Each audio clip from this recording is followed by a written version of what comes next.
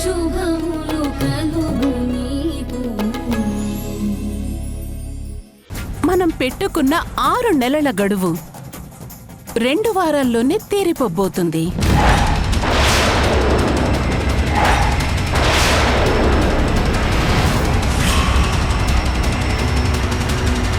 అది తీరేలోపు మీరు నా బాకీ తీర్చాలి.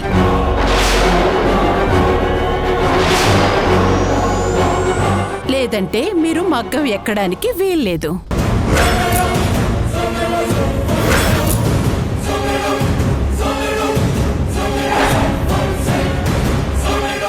అది 2 వారాల్లో కాదు, ఇంకా టైం ఉంది కదా. దాని మీద లాస్ట్ డేట్ వేసింది కదా, కావాలంటే చూసుకో. లెక్కల టీచర్వి కదా. అమ్మా, ఆ అగ్రిమెంట్ మీద ఆ రోజు ఏ డేటు వేయలేదు మనం. ఇప్పుడు కావాలని 20 రోజుల ముందు డేట్ వేసి చెప్తున్నారు.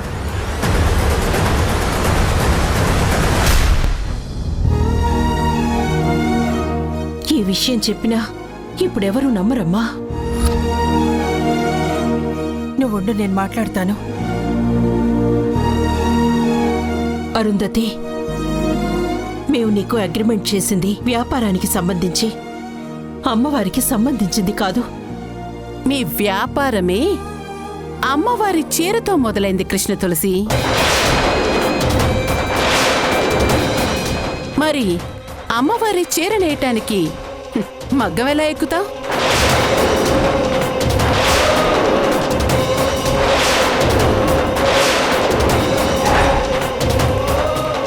నువ్వు మగ్గం ఎక్కాలంటే నా అప్పు తీర్చాల్సిందే.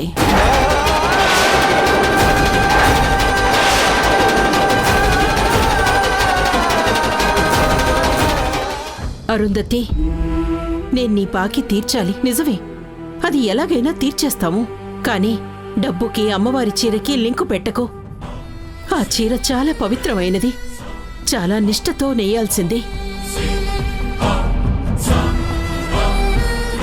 దయచేసి అమ్మవారి చీర విషయంలో నువ్వు మన ఒప్పందాన్ని అడ్డం పెట్టకు.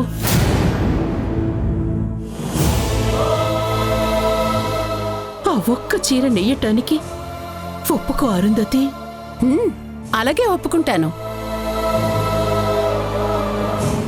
ఆ చీరేంటి, అన్ని రకాల చీరలకి ఒప్పుకుంటాను. నా అప్పుని తీర్చేసేయ్.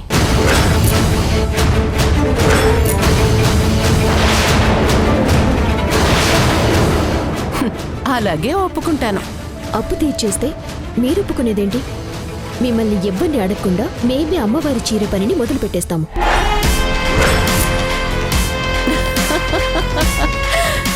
ఏంటి కృష్ణ తులసి ఇది? ఆ రోజు మీకు డబ్బులు ఎక్కడ దొరకకపోతే నేను మీ ఇంటికొచ్చి మీ పరిస్థితికి జాలిపడి అంత డబ్బు ఇస్తానని చెప్పాను. ఆ రోజు మీ గొంతులు ఎంత గట్టిగా లేవలేదెందుకు?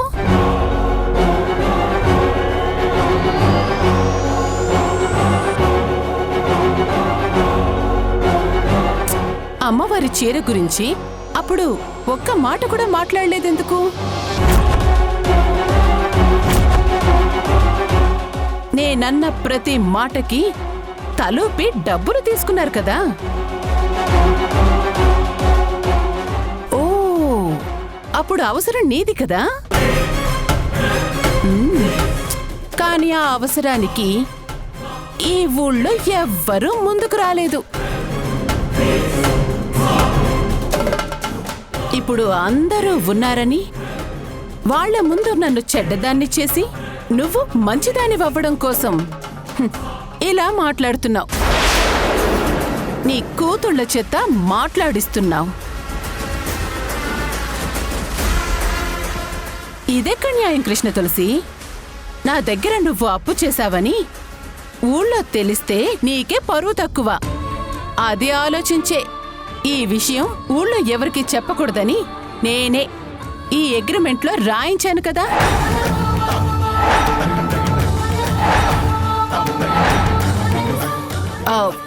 మరి నా మంచితనాన్ని ఇప్పుడు ఇలా చెడు చేయటం ఏమైనా బావుందా? ఎవరికీ చెడు చెయ్యాలన్న ఉద్దేశం నాకెప్పుడూ లేదు అరుంధతి. నీ బాకీ తీర్చటానికి కొంచెం టైం ఇవ్వమని అడుగుతున్నావు అంతే.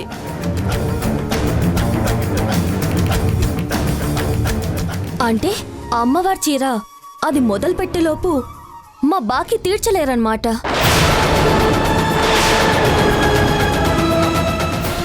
మీ దగ్గర తీసుకుంది 1,00,000 2,00,000 కాదు, 25,00,000. అంత డబ్బు ఇప్పటికిప్పుడు ఎక్కడి నుంచి వస్తుంది? ఏంటి కృష్ణ తులసి, కళ్యాణి కోసమేగా ఆ డబ్బు తీసుకున్నావు? మరి ఆ కళ్యాణియే మీరు అప్పు తీర్చలేరు అని చెప్తోంది.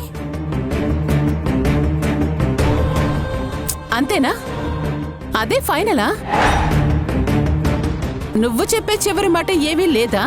అరుంధతి, మనుషులన్నాక పట్టు విడిపో ఉండాలి. మా పరిస్థితి నీకు తెలిసి కూడా ఇలా అడగడం తప్పంటావా?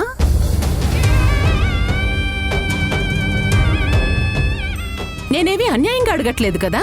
న్యాయం, చట్టం అన్నీ ఒప్పుకునేలా అగ్రిమెంట్ ముందు పెట్టి అడుగుతున్నాను.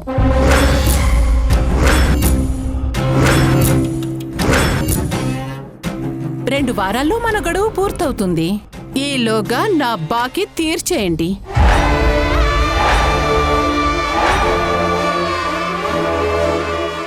లేదంటే ఇప్పుడు నేను చెప్పే కండిషన్కి ఒప్పుకోండి. ఏంటా కండిషన్? మీరు నా బాకీ తీర్చలేకపోతే ఈ సంవత్సరం నుంచి మీరు అమ్మవారికి చీరనేసే సాంప్రదాయాన్ని శాశ్వతంగా వదులుకోవాలి.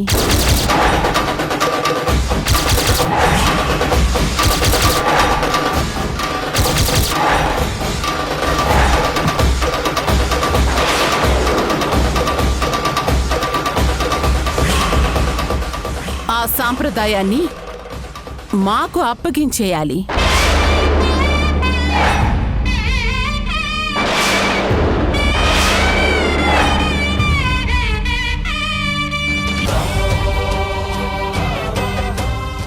అమ్మ అరుంధతి గారు, మీకు ఒక విషయం చెప్పాలి. ఈ చీర సాంప్రదాయం అనేది కృష్ణమ్మ ఇంటి సాంప్రదాయం కాదు. వాళ్ళకి నచ్చిన వాళ్ళకి వాళ్ళు ఇవ్వలేరమ్మా. అలాని ఇది వారసత్వం కూడా కాదు కదా సర్పంచ్ గారు. వాళ్ళే కంటిన్యూగా అమ్మవారికి చేరవాలని ఎక్కడ రాసిపెట్టి లేదు కదా.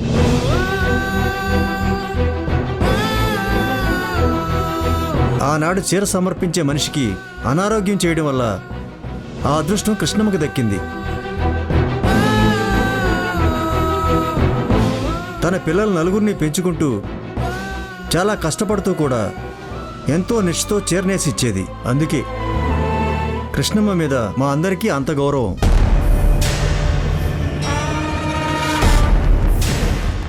మీకంత గౌరవం ఉంటే ఆవిడ చేసిన అప్పు మీరు తీర్చేయండి. ఆవిడ చేతే చీర నేయించుకోండి. ఎవరొద్దన్నారు?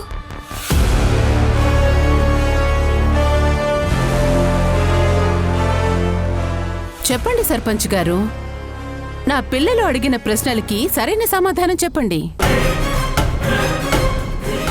కృష్ణ తులసి నాకు అగ్రిమెంట్ రాసింది. మీకు తనతోనే చీర నేయించుకోవాలని అంత కోరికగా ఉంటే అలాగే నా కూతురు చెప్పినట్టు చేసేయండి.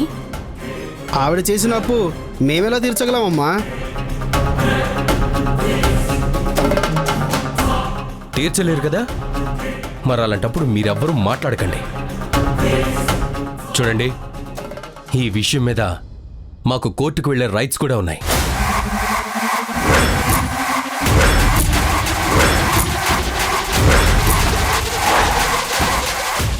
అక్కడికి వెళ్ళి కేసుని ఎన్ని రోజులైనా సాగదీయగలిగే తెలివితేటలు మా లాయర్కున్నాయి.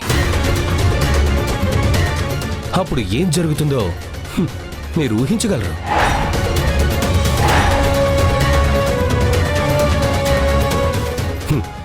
ఆ రోజు నన్ను గుళ్ళో పనివాణ్ణి చేసినప్పుడు మీరెవరూ అడ్డం మాట్లాడలేదు. గుడి సాంప్రదాయం అన్నారు. ఇప్పుడు కూడా మీకు మాట్లాడే రైట్స్ లేవు. ఇది మా రెండు కుటుంబాలకి సంబంధించిన విషయం. కానీ చీర నేసేది ఈ గుడి సాంప్రదాయానికి సంబంధించినదే కదా బాబు. పంతులు గారు, ఈ గుడి సాంప్రదాయం ఏంటి?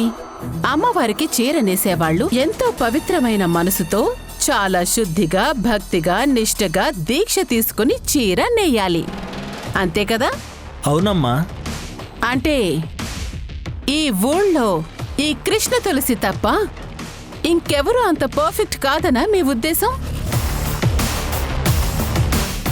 అది కాదమ్మా. చూడండి, మేం కూడా కృష్ణ తులసి కంటే ఎక్కువ శుద్ధిగా ఎక్కువ నిష్ఠతో ఈ చీర నేయించగలం.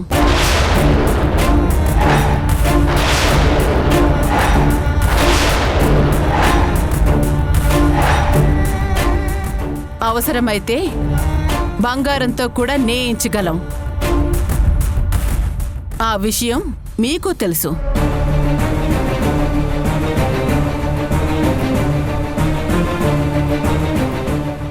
ఎందుకంటే మీ అందరికీ అమ్మవారి మీద ఎంత భక్తి ఉందో అంతకంటే ఎక్కువ భక్తి మాకు ఉంది.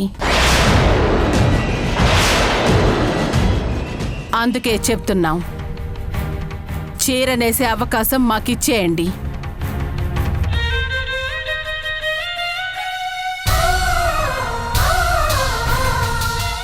అది ఇన్ టైంలో రెడీ చేయించి అంగరంగ వైభవంగా అమ్మవారికి సమర్పిస్తాను, జాతర చేయిస్తాను.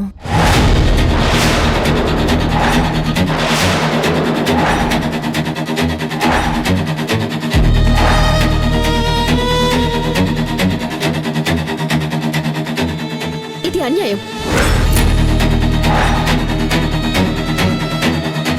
అరుంధతి గారు, ఎన్నేళ్లుగా మాకు సెంటిమెంట్గా మారిపోయిన ఈ సంప్రదాయాన్ని మీరు లాక్కోవాలని ఇలా ప్లాన్ చేయటం చాలా దారుణం. దారుణమా? హ! ఆ రోజు నేను చేసిన పనిని పెద్ద దుర్మార్గంగా చూపించి నన్ను పనివాణ్ణి చేయటం దారుణం కాదా? ఇక నుంచి 30 రోజుల వరకు నువ్వు ఈ గుళ్ళోనే ఉండాలి. గుళ్ళో ప్రతి ఒక్క పని నువ్వే చెయ్యాలి.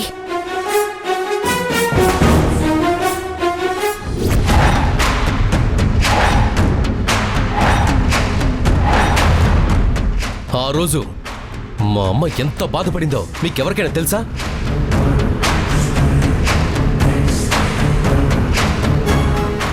అందుకే ఇప్పుడు మీరు కూడా చీర సాంప్రదాయాన్ని పోగొట్టుకోవాలి.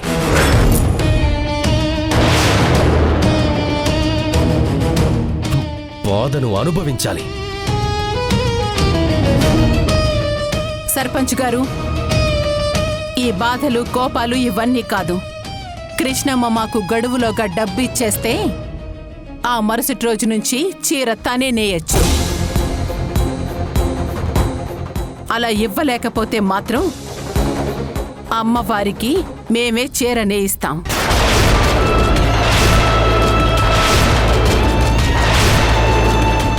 అది ఎంతో పవిత్రంగా అదృష్టంగా భావించి మీరు కోరుకున్న రీతిలోనే తయారు చేయిస్తాం.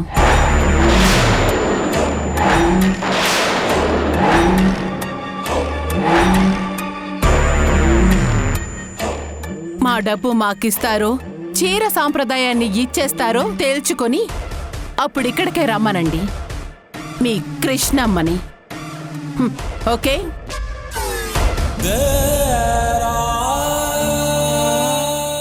కృష్ణ తులసి, ఈ ఊళ్ళో నీ గొప్పతనానికి అదే ఆఖరి రోజు, గుర్తుంచుకో.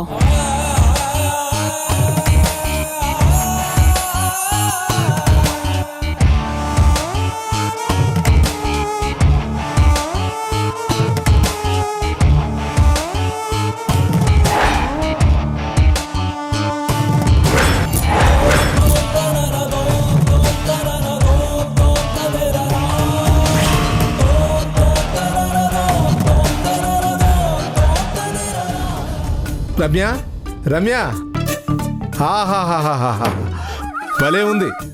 నాకు మాత్రం కడుపు నిండిపోయింది. ఏంటి కడుపు నిండిపోయిందా? భోజనం చేసొచ్చారా ఏంటి? మరి నేను ఇంట్లో వంట చేసేసాను, మరి అదేం చేయనండి. అబ్బా, కడుపు నిండిపోయింది భోజనం వల్ల కాదే, బయట జరిగిన విషయం వల్ల. ఏం జరిగిందేంటి? ఏం జరిగిందంటావేంటే, అసలు అవన్నీ తర్వాత అండి, ముందు టేస్ట్ చూడండి.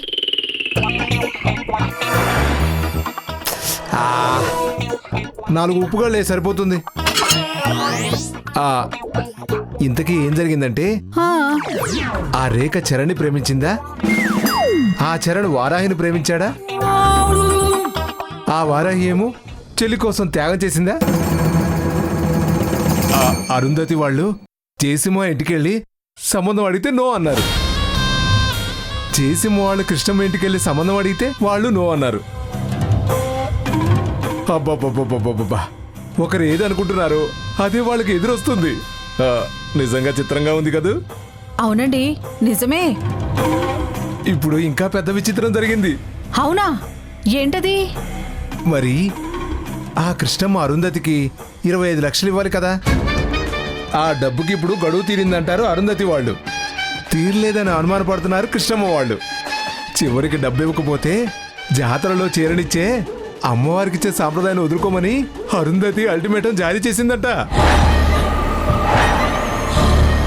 దెబ్బకి కృష్ణమ్మకి ఏం చేయాలో అర్థం కాక కిరిగిలా కొట్టుకుంటుందట.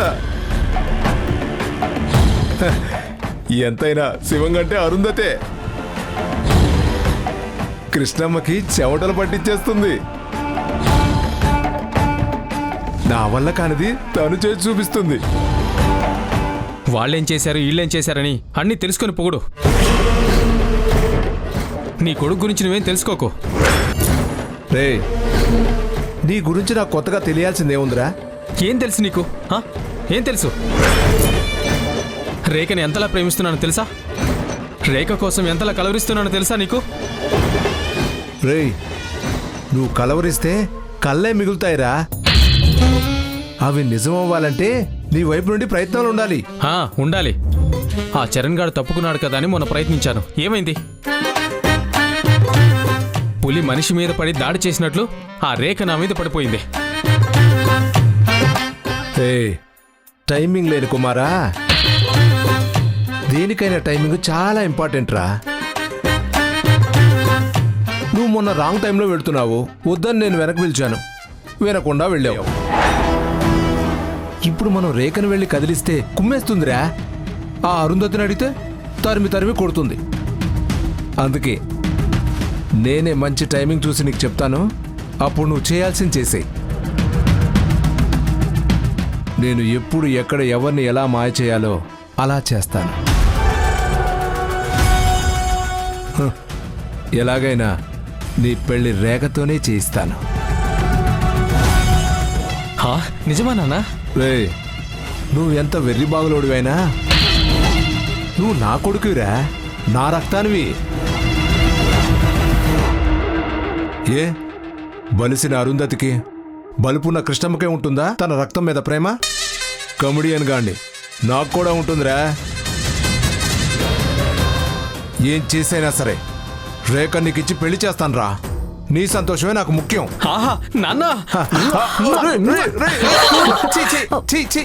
ఏంట్రా ఇది? ప్రేమ నాన్న, ప్రేమ. ప్యార్ నాన్న, ప్యార్ కాదల్. నువ్వు సూపర్ నాన్న. అసలు నువ్వు కమెడియన్వే కాదు నాన్న, కనిపించిన విలన్ నాన్న నువ్వు. నేను చేసిన పనులు నవ్వు తెప్పిస్తాయిరా. నన్నే నవ్వుల పాలు చేస్తాయని నా మీద కమెడియన్ ముద్ర వేసిందిరా ఈ ఊరు. అది నా మంచికే. ఓ ముసుగులో ఎన్ని దుర్మార్గాలైనా చేసేయచ్చు. చేస్తాను. తొందరలోనే నా కొడుకు కోసం ఎవ్వరూ ఊహించని ఎవరికి దొరకని దుర్మార్గం చేస్తాను.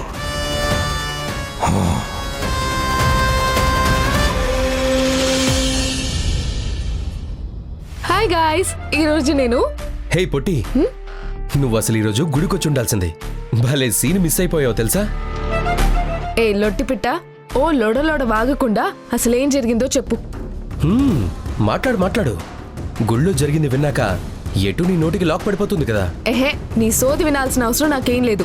నేను రీల్స్ చేసుకోవాలి. హే పొట్టి, విను. వారం రోజుల్లో అమ్మవారి చీరనేసే సాంప్రదాయం మా ఇంటికి వచ్చేస్తుంది.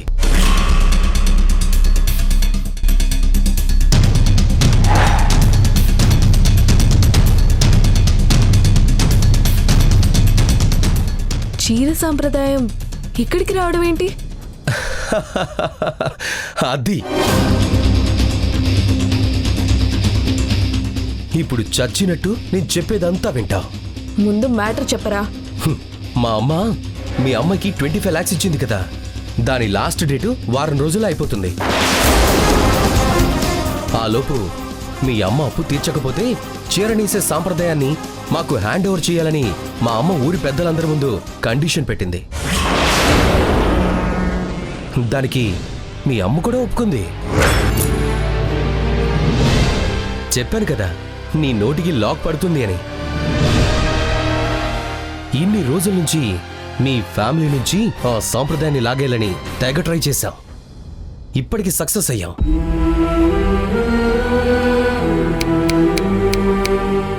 ఏంటి ఫీల్ అవుతున్నావా?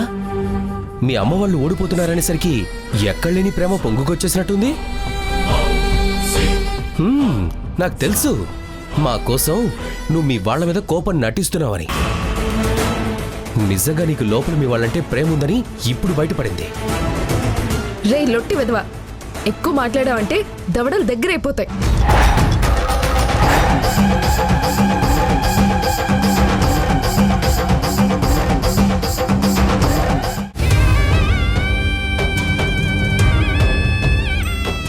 ఈ చేత్తో నీ మీద నూలు వడికాను, చీరల్లేశాను.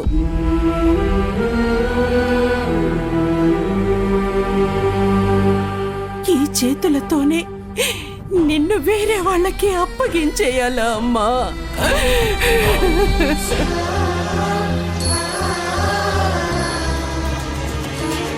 కృష్ణమ్మ గారు